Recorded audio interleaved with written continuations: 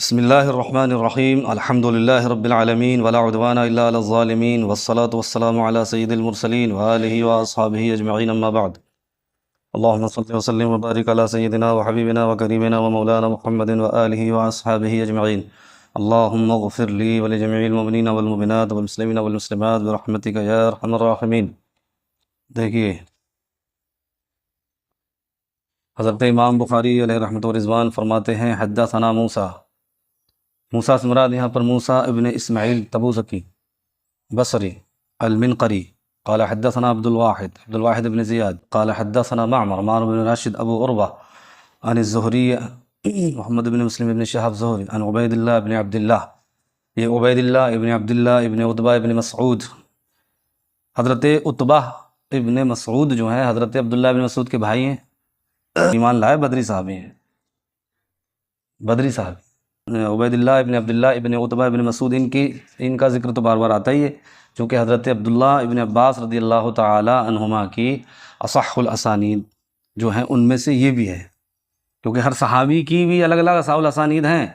اصح الاسانید بھی ہیں اور اوہل اسانید بھی ہیں۔ اوہا یعنی اضعف الاسانید اور اصح الاسانید، یہ ہے۔ کہتے ہیں حدثنی ابن عباس، حضرت عبداللہ ابن عباس رضی اللہ تعالی عنہما نے مجھے حدیث سنائی، عن عمر، حضرت عمر فاروق اعظم رضی اللہ تعالیٰ عنہ سے روایت کی۔ حضرت عمر فاروق اعظم فرماتے لما توفی النبی صلی اللہ علیہ وسلم، جب نبی کریم صلی اللہ علیہ وسلم کا وصال پرملال ہوا، قلت لابی بکر، میں نے حضرت ابوبکر صدیق رضی اللہ تعالیٰ عنہ سے کہا انطلق بنا الی اخواننا من الانصار، میں نے ان سے کہا کہ آپ ہمیں ہمارے انصار بھائیوں کے پاس لے کر چلیے۔ فلقینا منہم رجلان صالحان شہدا بدرا، تو کہہ رہے ہیں ان میں سے ہم سے دو نیک مردوں نے ملاقات کی جو بدر میں شریک ہوئے تھے۔ فحدثت، اس کا فاعل کون ہے؟ فحدثت عروۃ بن الزبیر، کون ہے اس کا فاعل؟ سند میں یہی تو پہچاننا رہتا ہے کہ یہ جو آگے راوی آ رہا ہے اس کا طبقہ کیا ہے۔ جب ہم نے اس کا طبقہ تلاش کیا تو پتہ چلا کہ یہ حدثتوں کے جو فاعل ہیں وہ حضرت امام زہری ہیں، کہ امام زہری نے وہاں روایت کی تھی عبید اللہ ابن عبداللہ سے، اور یہاں اپنے دوسرے شیخ سے کہتے ہیں کے بارے میں کہتے ہیں میں نے اپنے شیخ محترم حضرت عروہ ابن زبیر سے یہ حدیث بیان کی۔ وقال انہوں نے فرمایا ہما اویم ابن ساعدہ، چونکہ اس میں نام نہیں تھا نا، تو رجلان صالحان، کون ہیں رجلان صالحان؟ تو میں نے اپنے دوسرے استاد کے سامنے جب یہ حدیث بیان کی کہ مجھے یہ حدیث حضرت عبید اللہ ابن عبداللہ نے سنائی ہے، کون سے دو لوگ ہیں؟ تو انہوں نے نام کی وضاحت کر دی، فرمایا ہما اویم ابن ساعدہ و معن ابن عدی، ہے نا؟ تو ان کا دیکھیے تذکرہ، اویم ابن ساعدہ اور معن ابن عدی، یہ بھی بدری صحابی ہیں۔ یوں اگر نام پتہ نہ چلتا تو معلوم نہیں ہو پاتا نام،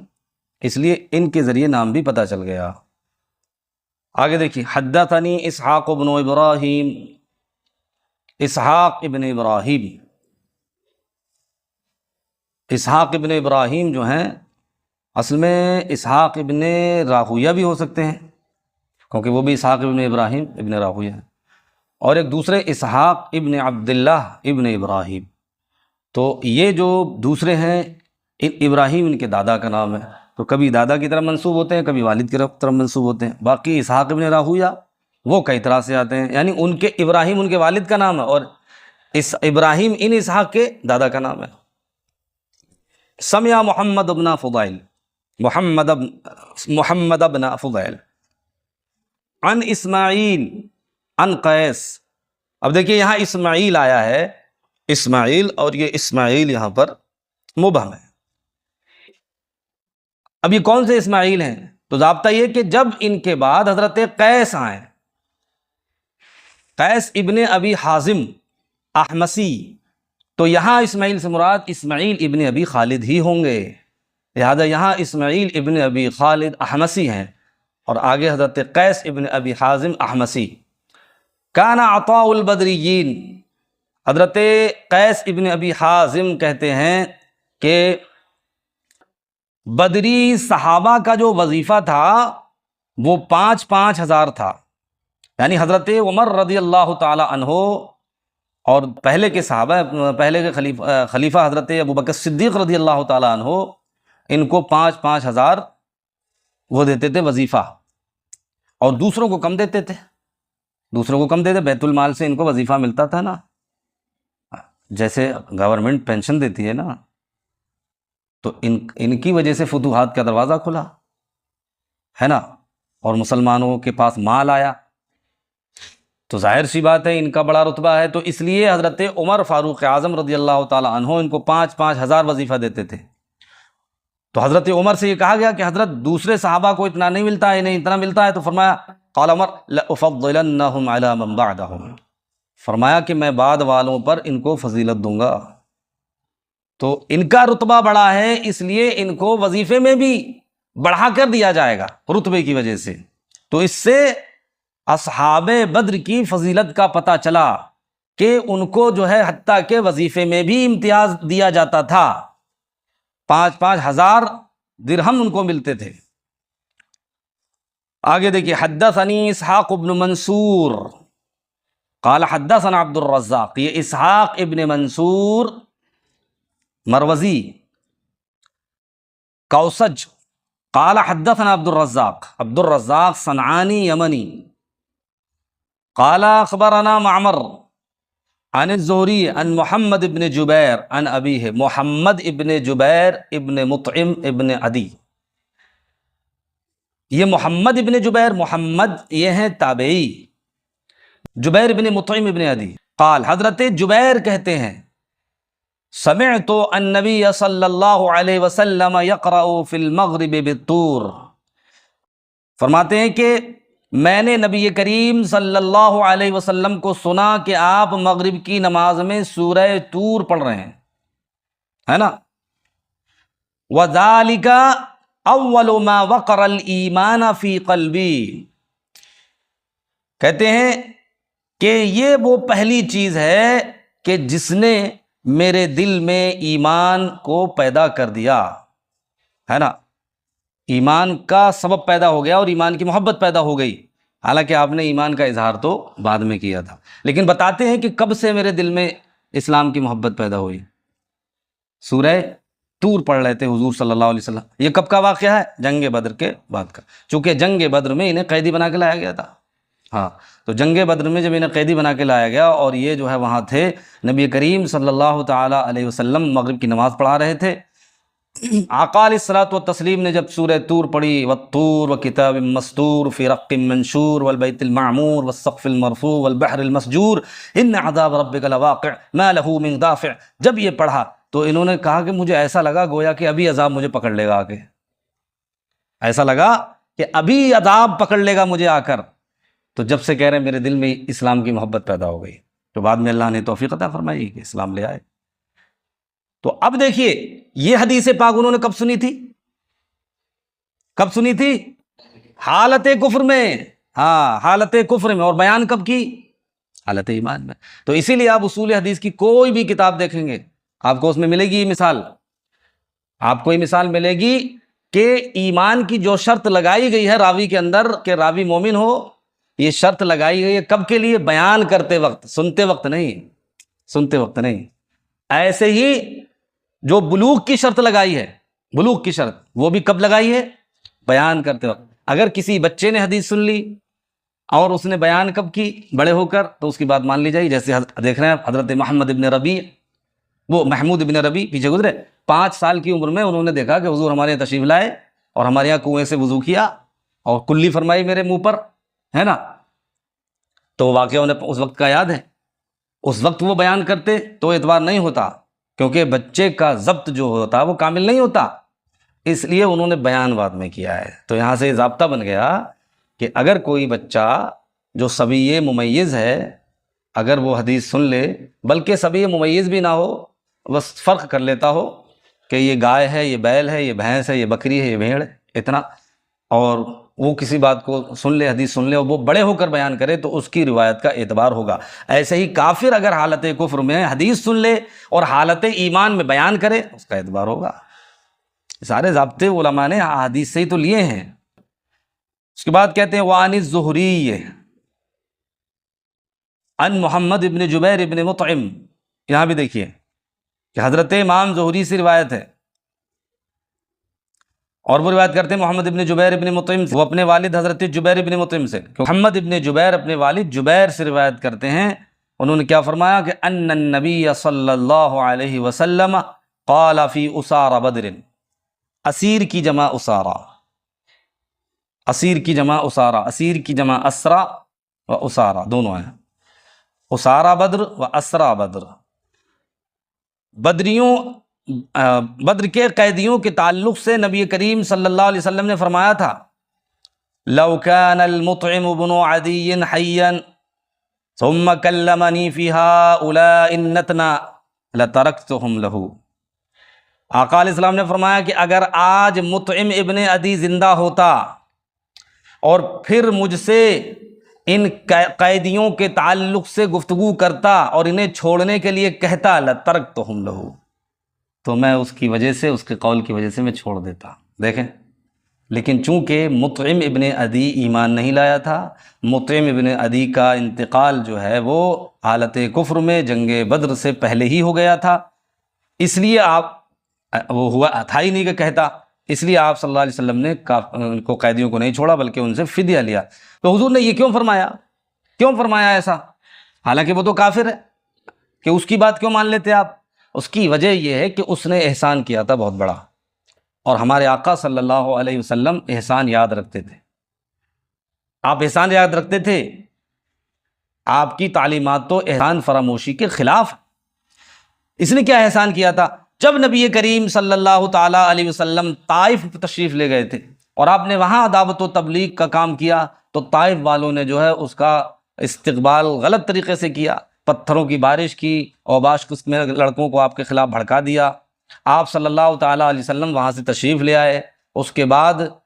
یہاں کے کفار کو پتہ چلا کہ وہ باہر گئے ہیں اور مکے آ رہے ہیں، تو انہوں نے کہا انہیں مکے میں داخل نہیں ہونے دیں گے۔ کفار نے کہا مکے میں داخل نہیں ہونے دیں گے ہم۔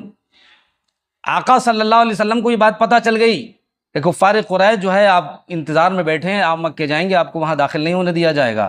تو حضور صلی اللہ تعالیٰ علیہ وسلم نے مطعم ابن عدی سے کہا تھا کہ میں تمہارے ذمے میں اترنا چاہتا ہوں، یعنی تمہاری امان میں اترنا چاہتا ہوں، تم مجھے امان دو۔ تو مطعم ابن عدی جو تھا، اس نے جو ہے، اس کے کئی لڑکے تھے، اس نے اپنے لڑکوں کو حکم دیا کہ جاؤ ہتھیار لگا کر، اور محمد ابن عبداللہ جو ہیں پریشانی کے وقت میں ہیں اور یہاں لوگ انہیں داخل نہیں ہونے دے رہے ہیں، جاؤ انہیں امان دو۔ تو اس کے 4 لڑکے ہتھیار لگا کر آ گئے اور خانہ کعبہ کے چاروں کونوں پر کھڑے ہو گئے، آ کر کہا آئیے، چاروں لوگ کھڑے ہو گئے آ کر۔ تو جب کفار قریش آئے نا نکل کر، جب دیکھا کہ چاروں طرف اس کے مطعم ابن عدی کے لڑکے کھڑے ہیں، فوراً واپس ہو گئے، بولے ارے ذمتک لا تغفر، ذمتک لا تغفر، یعنی تمہارا دیا ہوا، تم جس کو امان دے دو اس کا ہم انکار نہیں کر سکتے، کیونکہ معلوم تھا اس کے بہت سارے لڑکے ہیں، طاقتور آدمی ہے، اس لیے حضور صلی اللہ علیہ وسلم پر بظاہر یہ احسان تھا اس کا۔ تو آقا علیہ السلام نے اس احسان کو یاد رکھا اور فرمایا کہ اگر آج مطعم ابن عدی زندہ ہوتا اور وہ کہتا کہ ان قیدیوں کو ایسے ہی چھوڑ دو، تو میں ایسے ہی چھوڑ دیتا۔ یہ دیکھیے آپ، یہ واقعہ ہے صلی اللہ تعالی وسلم۔ اور دوسری بات، مطعم ابن عدی جو تھا، اس نے جو وثیقہ لکھا گیا تھا، عہد لکھا گیا تھا، یہ شیب ابی طالب والا ہے نا، تو اس وثیقے کی مخالفت کی تھی اور اس کو توڑنے میں، اس کو باطل ٹھہرانے میں اس کی بہت کوشش رہی۔ سب سے زیادہ اس نے کوشش کی تھی کہ یہ غلط ہے، بنو ہاشم پر ظلم کیا جا رہا ہے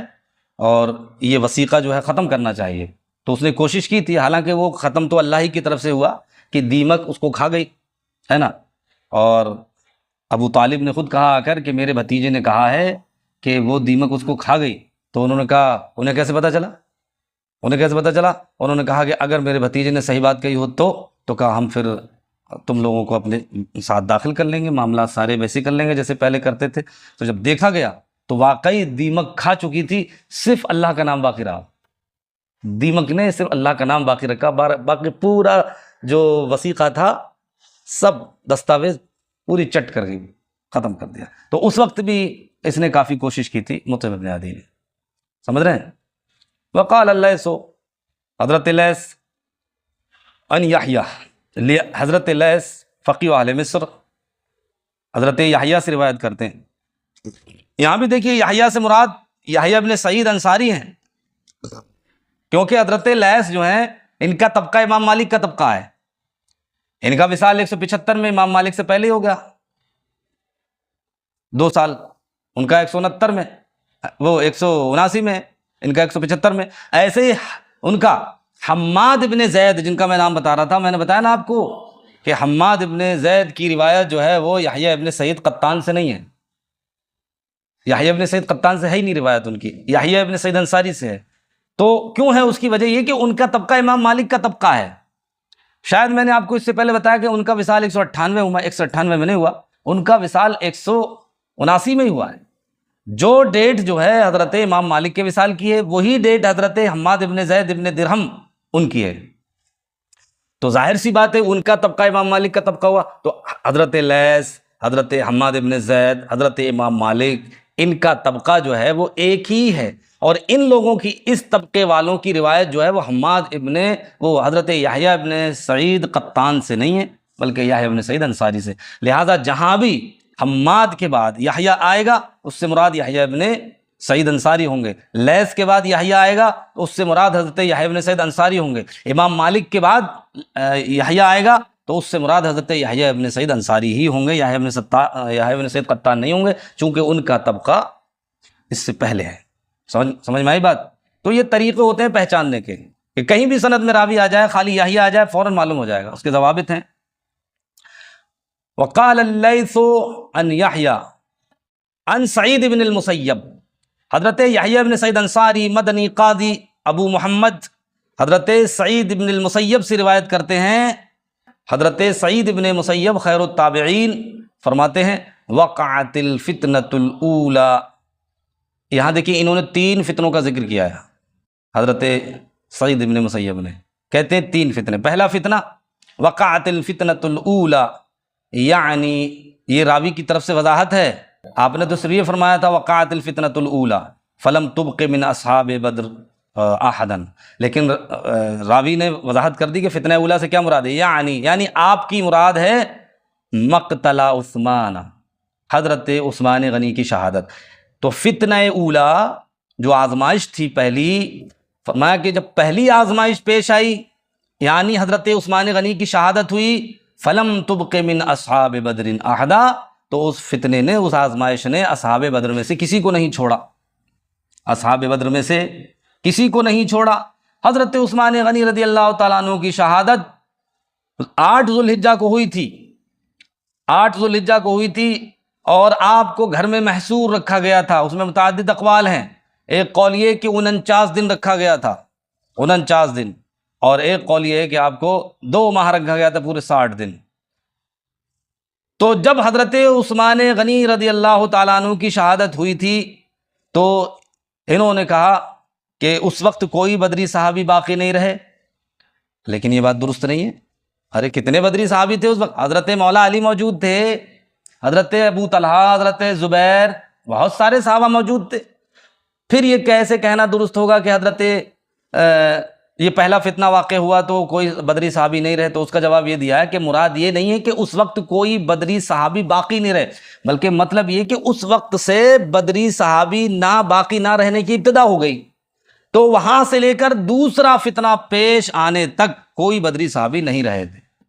بدری صحابی کوئی نہیں رہے تھے، سب کا جو ہے وصال ہو گیا۔ دوسرا فتنہ پیش آیا کب؟ ثم وقعت الفتنۃ الثانیہ، دوسرا فتنہ کون سا ہے؟ یعنی الحرۃ، واقعہ حرہ، یزید کے دور خلافت میں، جب اہل مکہ نے اس کی جو ہے امامت اور اس کی بیعت توڑ دی، امامت سے انکار کر دیا، اس کی بیعت توڑ دی، اور قریش نے جو ہے عبداللہ ابن مطیع کو، اور انصار نے حضرت عبداللہ ابن حنظلہ، ہے نا، غسیل ملائکہ جو ہیں، غسیل ملائکہ، ان کو جو ہے اپنا امام بنا لیا، اور اس کا جو گورنر تھا اس کو بھگا دیا وہاں سے۔ تو یزید غصے میں آ گیا اور ایک بڑا لشکر لے کر کے آیا، بڑا لشکر لے کر آیا، اور اس نے چڑھائی کی تھی، وہ مشہور ہے۔ تو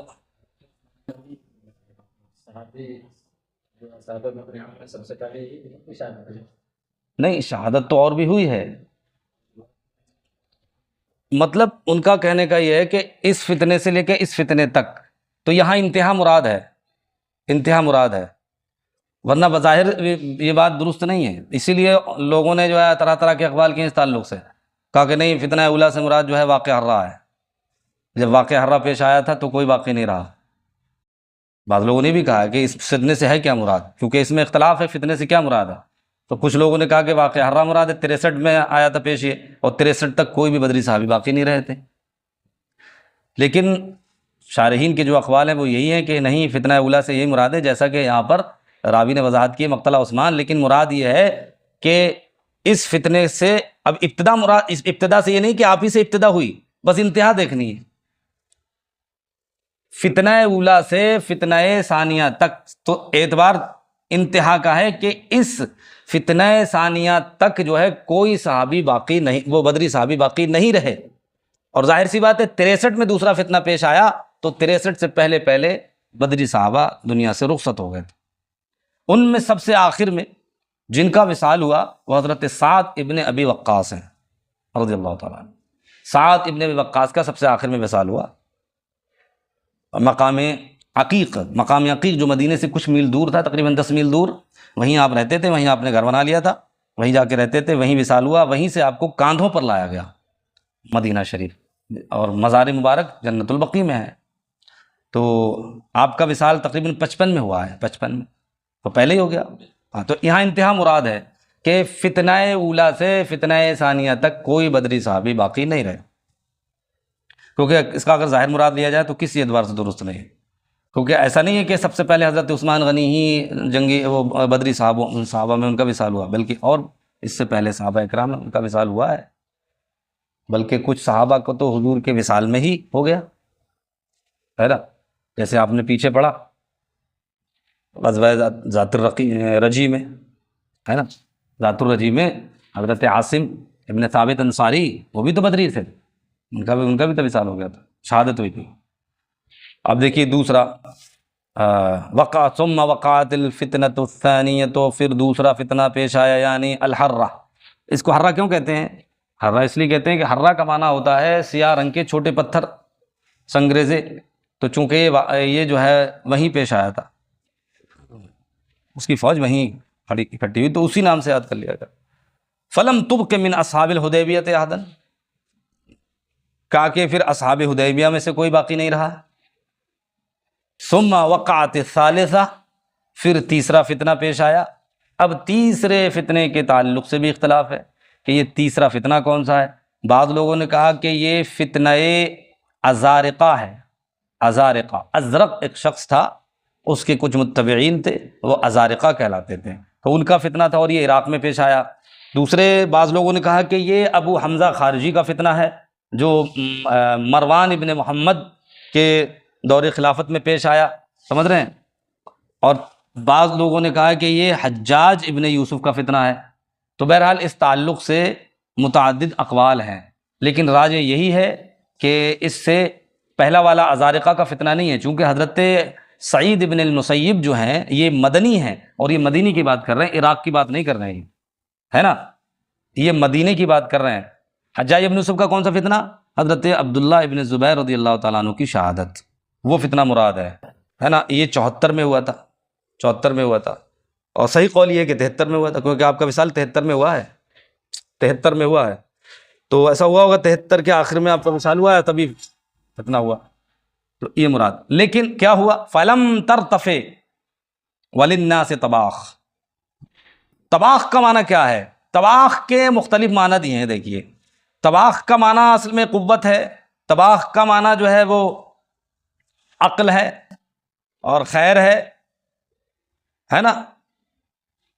تو کہنے کا مطلب یہ ہے کہ جب یہ تیسرا فتنہ ختم ہوا تھا تو لوگوں میں کوئی بھلائی باقی نہیں رہ گئی تھی۔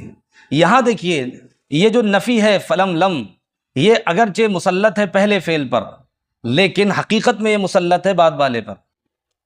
کیا مطلب ہے؟ یعنی مطلب یہ کہ جب یہ فتنہ ختم ہوا تھا، جب فتنہ باقی ہوا اور ختم ہوا، تو اس وقت لوگوں میں کوئی بھلائی باقی نہیں رہ گئی،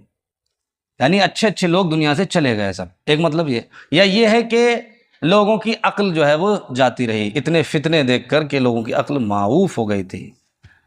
یہ مراد ہے۔ آگے دیکھیے، حدثنا حجاج بن منہال قال حدثنا عبداللہ بن عمر النمیری قال حدثنا یونس بن یزید قال سمعت الزہری قال سمعت عروۃ بن الزبیر وسعید بن المسیب وعلقمۃ بن وقاص وعبید اللہ بن عبداللہ، ان سب سے دیکھی روایت کرتے ہیں حضرت امام زہری، یعنی حضرت عروہ بن زبیر سے، حضرت سعید بن مسیب سے، حضرت علقمہ بن وقاص سے، حضرت عبید اللہ بن عبداللہ ابن عتبہ بن مسعود سے، ان چار مشائخ سے روایت کرتے ہیں ان حدیث عائشہ ام المومنین رضی اللہ وصلی اللہ تعالی وسلم۔ ہاں، حضرت ام المومنین عائشہ صدیقہ رضی اللہ تعالیٰ عنہ کی جو حدیث ہے نا، حدیث عفک کو آپ نے ان چار مشائخ سے روایت کیا ہے۔ کل حدثنی طائفۃ من الحدیث، امام زہری کہتے ہیں کہ یہ حدیث چونکہ لمبی ہے تو یہ حدیث میں نے اپنے کسی استاد سے بھی پوری نہیں سنی، بلکہ میں نے تھوڑی تھوڑی سب سے سنی، کل ملا کے ان اساتذہ سے میں نے پوری حدیث سنی ہے، اس لیے کہا کل حدثنی طائفۃ من الحدیث۔ میرے ہر استاد نے جو جن کے نام اوپر آئے ہیں، چاروں میں سے ہر ایک نے مجھے حدیث کا ایک ٹکڑا سنایا ہے نا۔ قالت، حضرت ام المومنین عائشہ صدیقہ اس حدیث میں فرماتی ہیں فَأَقْبَلْتُ أَنَا وَأُمُّ مِسْطَحٍ فَعَثَرَتْ أُمُّ مِسْطَحٍ فِي مِرْطِهَا فَقَالَتْ تَئِسَ مِسْطَحٌ فَقُلْتُ بِئْسَ مَا قُلْتِ تَسُبِّينَ رَجُلًا شَهِدَ بَدْرًا۔ تو چونکہ یہاں پر صرف یہ بتانا ہے کہ یہ جو حضرت مستح ہے، مستح ابن اسا تھا، تو یہ بدری صحابی ہیں، آگے حدیث پوری آئے گی تفصیل سے، ہے نا، واقع افک میں، کہ حضرت ام المومنین عائشہ صدیقہ رضی اللہ تعالی عنہا کے تعلق سے لوگ باتیں کر رہے تھے، آپ کو کچھ نہیں معلوم تھا، آپ تو ان سے بے خبر تھے، آپ کو کچھ نہیں پتا۔ تو آپ جو ہیں پہلے ازواج مطہرات، جیسا کہ آپ نے پڑھ لیا پیچھے کتاب الطہارہ، کتاب الوضو وغیرہ میں، کہ ازواج مطہرات جو ہیں پہلے رفع حاجت کے لیے باہر جاتی تھیں، رات میں جاتی تھیں، ہے نا، مناصے جو بلند اور بری ہوئی جگہ تھی وہاں جاتی تھیں، تو آپ گئی تھیں ان کے ساتھ، ام مستح کے ساتھ، ہے نا، ان کے ساتھ گئیں، اور یہ حضرت ابوبکر صدیق کی جو ہیں وہ خلیری بہن ہے حضرت ام مستح، ان کے ساتھ گئی تھیں۔ تو جب واپس آ رہی تھیں وہاں سے، تو ایسا ہوا کہ حضرت ام مستح کا پیر الجھا ان کی چادر میں جو باندھی ہوئی تھیں ازار میں، اور وہ گر گئیں۔ تو جب گری تو ان کی زبان سے یہ نکلا تعسا مستح، ام مستح نے اپنے بیٹے کے لیے کہا تعسا مستح، تعسا یعنی ہلاک ہو جائے، برا ہو اس کا، یہ کہا۔ تو حضرت ام المومنین عائشہ صدیقہ نے جب یہ بات سنی تو اس پر انہوں نے تنقید کی کہ آپ مستح کو کیوں برا کہہ رہی ہیں؟ ارے وہ تو بدری صحابی ہیں، وہ تو بدری ہیں، ان کو برا کیوں کہہ رہی ہیں؟ انہیں معلوم تھا کہ بدریوں کو برا کہنے سے منع کیا ہے، ان کا کیا قصور ہے، آپ برا کہہ رہی ہیں ان کو؟ تو اسی لیے تو کہا فَقُلْتُ بِئْسَ مَا قُلْتِ، میں نے کہا ارے آپ نے اچھی بات نہیں کہی، تَسُبِّينَ رَجُلًا شَهِدَ بَدْرًا، آپ ایسے آدمی کو برا بھلا کہہ رہی ہیں جو جنگ بدر میں شریک ہوا ہے۔ فَذَكَرَ حدیث الافک، اس کے بعد حدیث افک بیان کی، یہاں مختصر کر دیا، لیکن اس کے بعد حضرت ام مستح نے کہا ارے تمہیں معلوم ہی نہیں کیا ہوا؟ کہا نہیں، کہا آپ کے تعلق سے لوگ ایسی باتیں کر رہے ہیں، اور میرا بیٹا آگے آگے یہ باتیں کرنے میں، پھیلانے میں، تب آپ کو پتا چلا تھا کہ میرے اوپر لوگوں نے الزام لگا دیا۔ پھر اس کے بعد پورا واقعہ پیش آیا۔ تو یہاں چونکہ مقصد تھا ذکر کرنا ان کو، ہاں، کہ بدری صحابی ہیں، سمجھ گئے؟ ہاں، آگے دیکھیے، حدثنا ابراہیم بن المنذر قال حدثنا محمد بن فلیح بن سلیمان عن موسیٰ بن عقبہ الامام فی المغازی عن ابن شہاب، حضرت ابن شہاب زہری سے روایت کی، موسیٰ ابن عقبہ نے، حضرت یہ فرماتے ہیں ابن شہاب قال هذه مغازی رسول اللہ صلی اللہ علیہ وسلم، یہ رسول کریم صلی اللہ علیہ وسلم کی غزوات ہیں۔ فذکر الحدیث، پھر انہوں نے حدیث ذکر کی۔ فقال رسول اللہ صلی اللہ علیہ وسلم، تو نبی کریم صلی اللہ علیہ وسلم نے فرمایا وہو یلقیہم، نبی کریم صلی اللہ علیہ وسلم نے جو ہے کفار قریش کو جو مارے گئے تھے ان کو کنویں میں ڈالا تھا، تو حضور نے فرمایا تھا هل وجدتم ما وعد ربکم حقا؟ قال موسیٰ، حضرت موسیٰ کہتے ہیں قال نافع، حضرت نافع نے کہا قال عبداللہ، حضرت عبداللہ سے مراد کون ہے یہاں پر؟ قال نافع قال عبداللہ سے مراد عبداللہ ابن عمر ہیں، اس لیے کہ نافع ہیں، جب نافع کہیں عبداللہ تو عبداللہ ابن عمر ہی ہوں گے، مولا ابن عمر ہے حضرت عبداللہ نافع، نافع مولا ابن عمر کثیر الروایہ ان مولا ہو، سمجھے؟ اور دوسری بات تو یہ کہ اب مدنی ہے، مدنی جب کہے عبداللہ تو اس سے کون مراد ہوتے ہیں؟ پھر دو قرینے اس پر موجود ہیں۔ سید صاحب قبلہ قال ناسم، حضرت عبداللہ ابن عمر کہتے ہیں قال ناسم من اصحابہ، نبی کریم صلی اللہ علیہ وسلم کے بعض صحابہ نے کہا، اس سے پتہ چلا کہ یہ جو جملہ تھا کہ یا رسول اللہ آپ بے جان جسموں سے گفتگو کر رہے ہیں، یہ صرف حضرت عمر نے نہیں کہا تھا بلکہ کئی صحابہ نے کہا تھا، ان میں جو ہیں حضرت عمر ہے، اس لیے تو کہا قال الناس من اصحابہ یا رسول اللہ تنادی ناسا امواتا، یا رسول اللہ آپ مردہ لوگوں کو پکار رہے ہیں۔ قال رسول اللہ صلی اللہ علیہ وسلم انتم باسمع لما اقول منہم، فرمایا کہ تم میری باتوں کو ان سے زیادہ نہیں سنتے ہو، ہے نا؟ جتنا تم سنتے ہو اتنا یہ سنتے ہیں۔ اب دیکھیں یہاں پر اسمع اس میں تفضیل ہے، اور اس میں تفضیل کے بعد من آتا ہے، اگر من ذکر ہو تو بیچ میں فصل کرنا جائز نہیں ہے نا؟ فصل کرنا جائز نہیں ہے، بلکہ غیر حدیث میں اس طرح بولا جائے گا ما انتم باسمع منہم لما اقول، یعنی اسمع کے بعد فوراً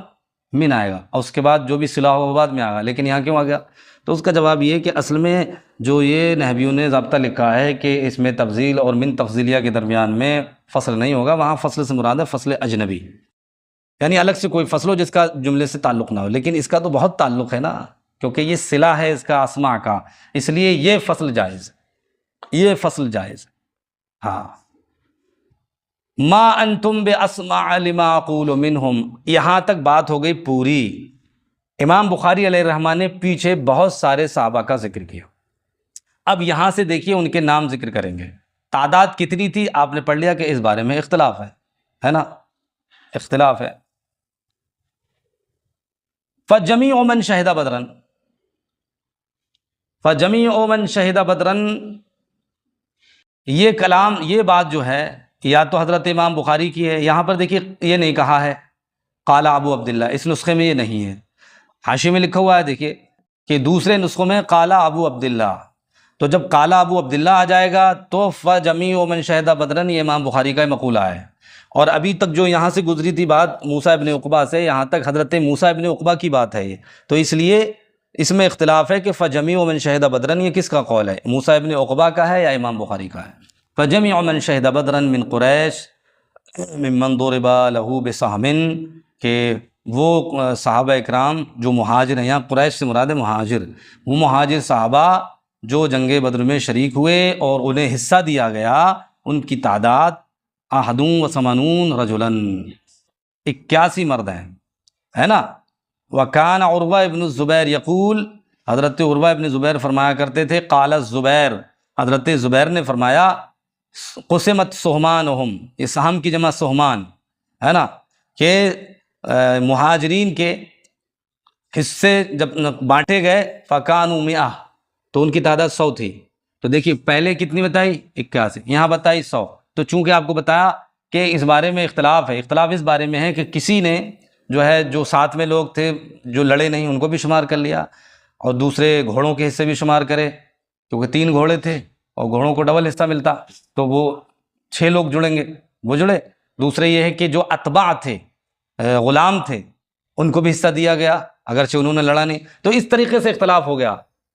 احرار کی تعداد الگ ہے جو آزاد مرد تھے، غلام جوڑ کر کے تعداد الگ ہو جاتی ہے، اور دوسرے جو لوگ جو شریک نہیں ہوئے تھے لیکن ان کے باوجود انہیں حصہ دیا گیا، جیسے حضرت عثمان غنی کو حصہ دیا گیا، سعید ابن زید ابن عمرو ابن نفیل کو حصہ دیا گیا، تو ایسے ہی کچھ لوگوں کو حصہ دیا گیا، ان سب کو جوڑ کر کے بتایا کہ مہاجرین کی تعداد جو ہے وہ 100 تھی۔ اب دیکھیے آگے، حدثنی ابراہیم ابن موسیٰ قال اخبرنا ہشام، یہ ابراہیم ابن موسیٰ یہ راضی ہیں الصغیر، قال اخبرنا ہشام، یہاں ہشام سے مراد ہیں ہشام ابن یوسف الصنعانی عن معمر عن ہشام ابن عروہ، آگے ہشام دیکھیے، ادھر بھی ہشام ادھر بھی ہشام ہے نا، ہشام ابن عروہ عن ابیہ عن الزبیر، حضرت زبیر رضی اللہ تعالیٰ عنہ روایت، قال فرمایا کہ ضربت، دوسرے نسخے میں ضرب یوم بدر للمہاجرین ب100 سہم، جنگ بدر میں مہاجرین کو 100 حصے دیے گئے، 100 حصے دیے گئے۔ پیچھے وہ بات آئی بھی تھی قال الزبیر، یہاں سند کے ساتھ روایت کر دی کہ 100 حصے دیے گئے۔ 100 حصے بات آپ کو بتا دیا کہ 100 حصے اس طرح ہوتے ہیں، اور جہاں 81 کا قول کیا اس میں بھی تضاد نہیں ہے۔ اور علامہ ابو الفتح عمری ہے نا، سید الناس، جو جامع ترمذی کے شارح ہیں اور ان کی سیرت میں بھی کتاب ہے نا، ان کی سیرت میں بھی کتاب ہے، انہوں نے جو تعداد لکھی ہے بدری صحابہ کی وہ 363 لکھی ہے، 363، اور کہا یہ تعداد جو اقوال شمار کرائے گئے ان میں سب سے بڑا یہی قول ہے، اس سے زیادہ تعداد نہیں ہے۔ لیکن بعض لوگ کہتے ہیں کہ اس میں تکرار ہوئی ہے، اس لیے مختلف اقوال ہیں موجود، جو مشہور ہے وہ آپ کو بتا دیا 313 کا ہے۔ اب یہاں سے دیکھیے امام بخاری علیہ رحمۃ الرضوان نام شمار کرائیں گے، اور کچھ ایسے نام بھی آئیں گے اس میں جن کا نام پیچھے آیا نہیں ہے۔ کیوں؟ اس لیے کہ ان کی حدیثیں آپ کی شرط پر نہیں ہوں گی، اس لیے ہے تو وہ بدری، لیکن ان کا جو واقعہ ہے، ان کی جو روایت ہے وہ امام بخاری کی شرط پر نہیں تھی، اس لیے وہاں تو ذکر نہیں کیا، نام یہاں ذکر کر دیا، لکھا باب تسمیت من سمی من اہل بدر فی الجامع، کا اس کتاب میں جامع یعنی جامع بخاری میں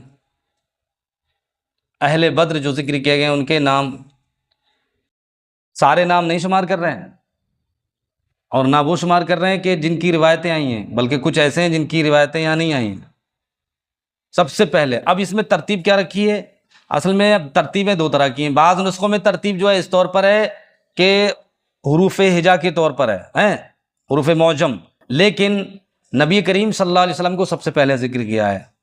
اور آپ کے ساتھ خلفاء کا ذکر بھی کیا ہے۔ لیکن اس نسخے میں جو یہاں پر ہے آپ دیکھیں گے کہ یہاں پر حروف معجم کے حساب سے ذکر کیا، سب سے پہلے حضور کا نام ذکر کیا، باقی پھر حروف معجم کے اعتبار سے ترتیبیں الگ الگ ہیں۔ سب سے پہلے دیکھیے النبی محمد بن عبداللہ الہاشمی صلی اللہ تعالیٰ علیہ وسلم، نبی کریم صلی اللہ تعالیٰ علیہ وسلم بھی جنگ بدر میں تشریف فرماتے ہیں، ہے نا، صرف شرف کے لیے ذکر کر دی یہ بات، ورنہ یہ تو بالکل قطعی یقینی جزمی حتمی چیز ہے بالکل کہ حضور صلی اللہ علیہ وسلم شریک ہوئے ہیں، بالکل۔ اس کے بعد دیکھیے ایاس ابن بکیر، ان کا تذکرہ پیچھے آ چکا، ایاس ابن بکیر کا، اس لیے ان کو یہاں ذکر کر دیا۔ بلال ابن رباح مولا ابی بکر القرشی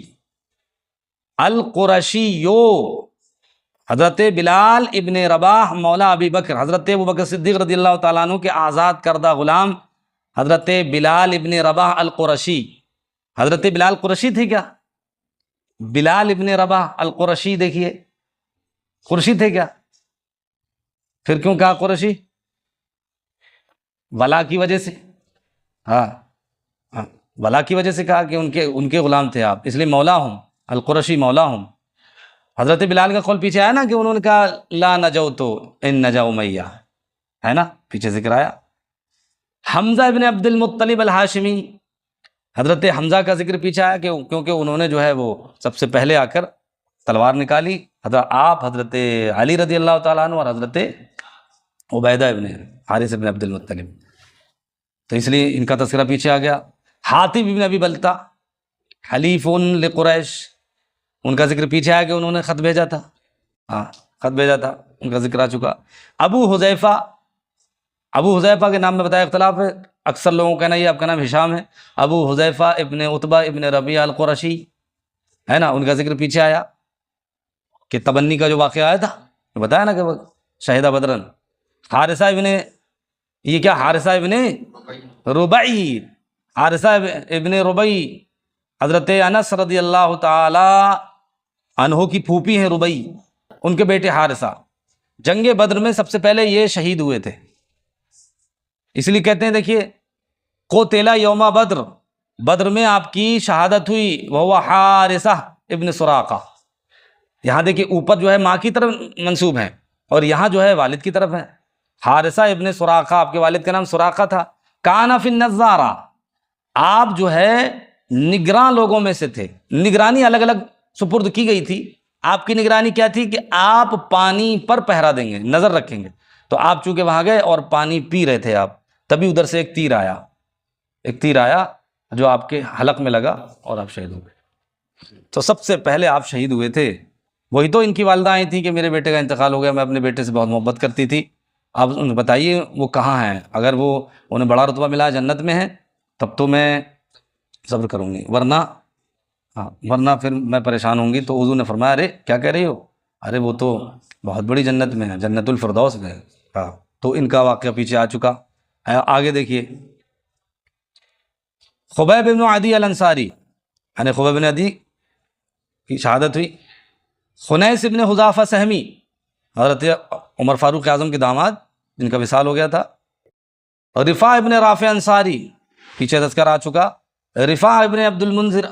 ابو لبابہ الانصاری، ابو لبابہ انصاری کا پیچھے ذکر آیا تھا کہ حضرت عبداللہ ابن عمر سانپ مار رہے تھے، پیچھا کر رہے تھے، انہوں نے منع فرمایا کہ گھر کے سانپوں کو نہیں مارا جاتا،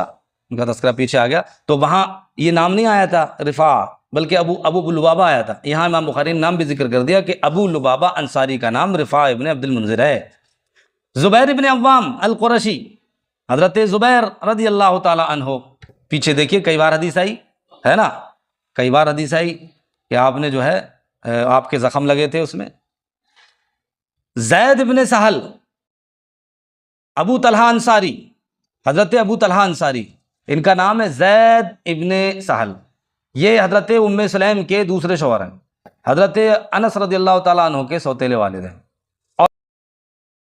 ابو زید الانصاری، حضرت ابو زید انصاری جنہوں نے نبی کریم صلی اللہ علیہ وسلم کی زمانے میں قرآن کو جمع کیا تھا، اور فرمایا تھا حضرت انس نے کہ انہوں نے کوئی اولاد نہیں چھوڑی تھی۔ سعد ابن مالک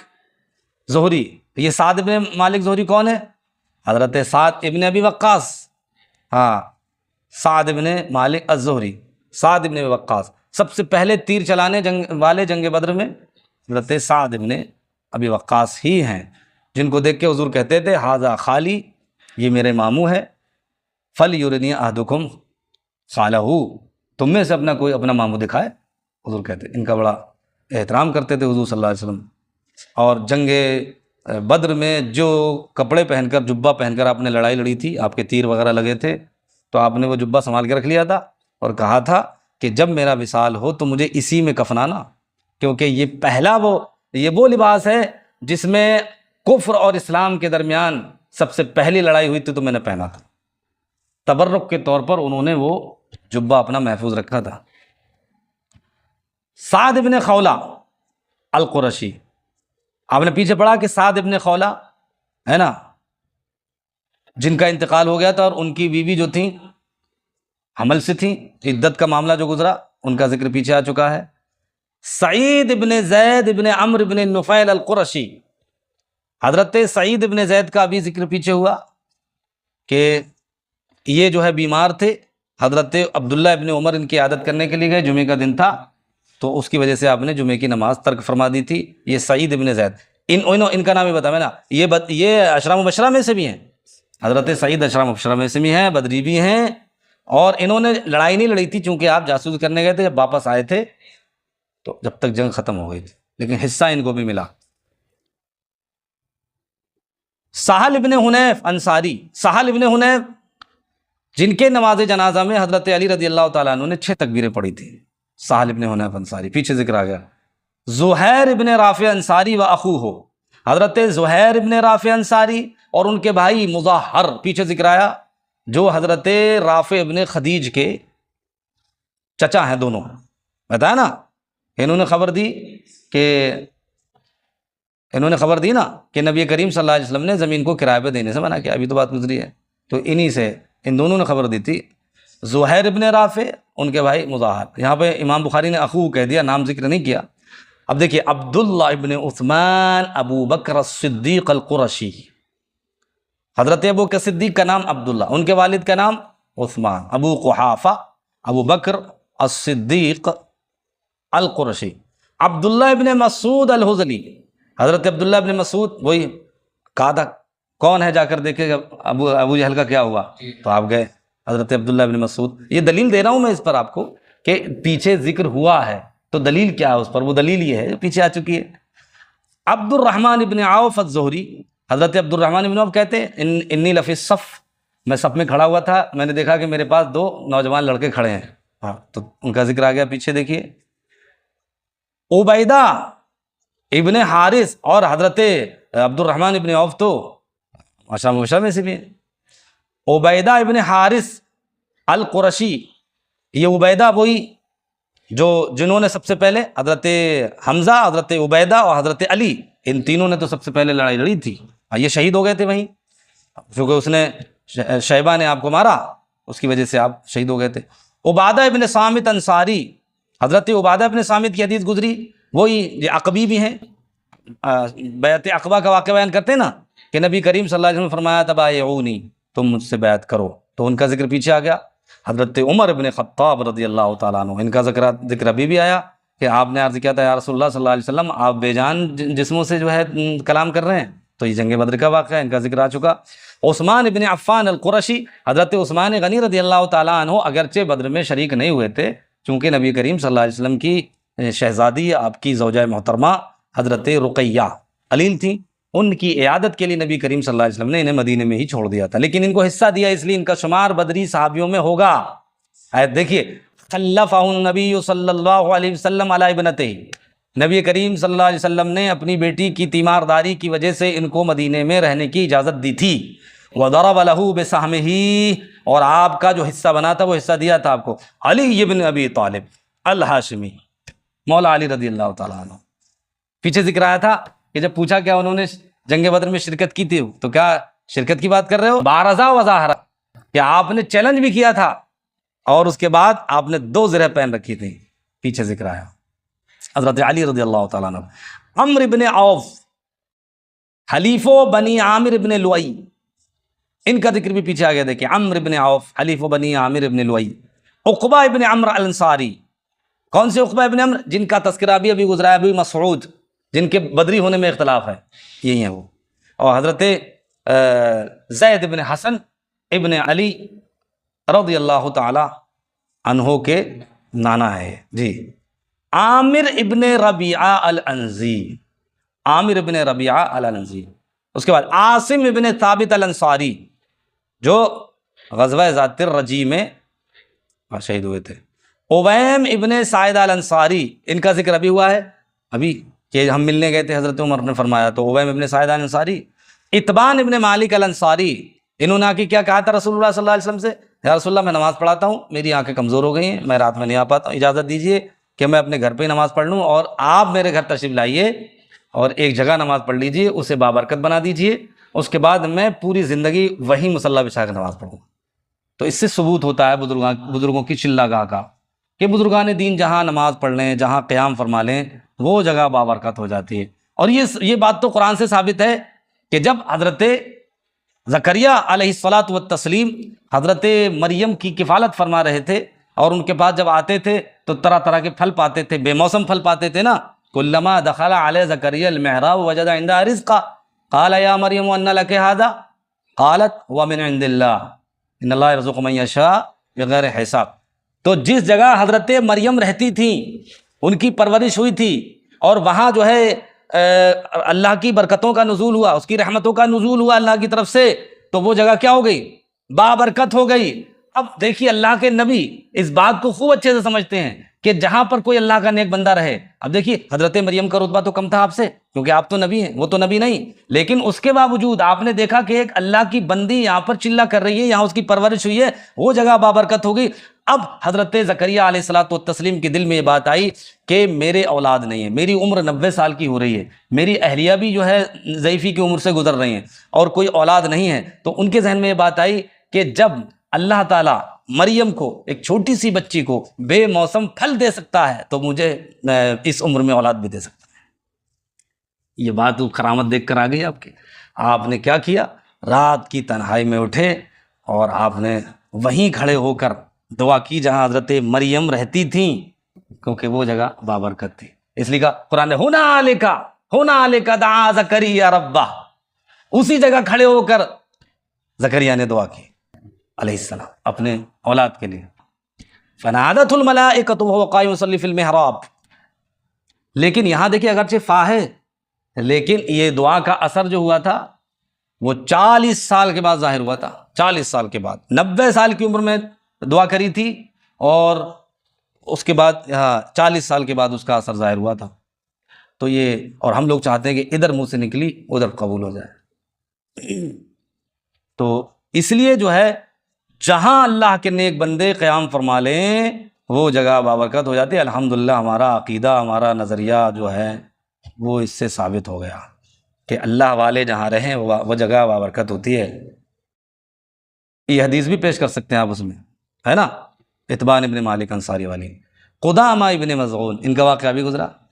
کہ حضرت قدامہ ابن مظعون بدری تھے اور انہیں حد قائم کی گئی تھی. قتادہ ابن نعمان الانصاری، حضرت قتادہ ابن نعمان انصاری وہی صحابی کہ جنگ احد میں جن کی آنکھ کا ڈھیلا باہر آ گیا تھا. معاذ ابن عمرو ابن جموع اور معوذ ابن افرا و اخوہ، معوذ ابن افرا اور ان کے بھائی، انہوں نے کیا کیا تھا؟ ابو جہل کو مارا تھا. معوذ اور معوذ دونوں پڑھا گیا، مشہور ہے معوذ ابن افرا و اخوہ. مالک ابن ربیعہ ابو اسید الانصاری، مرارہ ابن ربیع الانصاری. دیکھیے مرارہ ابن ربیع انصاری، ان کا ذکر پیچھے آ چکا کہ حضرت کعب ابن مالک نے کہا نا کہ مرارہ ابن ربیع اور ہلال ابن امیہ یہ دونوں بدری ہیں. معن ابن عدی جن کا تذکرہ عبیم ابن ساعدہ کے ساتھ آیا تھا الانصاری. مصطح ابن اساسہ ہے نا، ابن عباد ابن المطلب ابن عبد مناف، ان کا تذکرہ ابھی پیچھے آیا. مقداد ابن عمرو الکندی، حضرت مقداد ابن اسود ہے نا، انہوں نے تو کہا تھا نقاتل عن یمینک وعن شمالک بین یدیک وعن خلفک، ہے نا. حلیف بنی زہرہ ہلال ابن امیہ الانصاری، ہلال ابن امیہ جن کا ذکر جو ہے مرارہ ابن ربیع کے ساتھ آیا تھا. یہاں دیکھیے یہاں انہوں نے نام ذکر کر دیے، ہے نا. تو یہاں پر جو نام ذکر کیے ہیں یہ 44 ہوں گے نام، 44. عمدۃ القاری میں 44 کہا ہے اور ارشاد الساری میں 34 کہا ہے.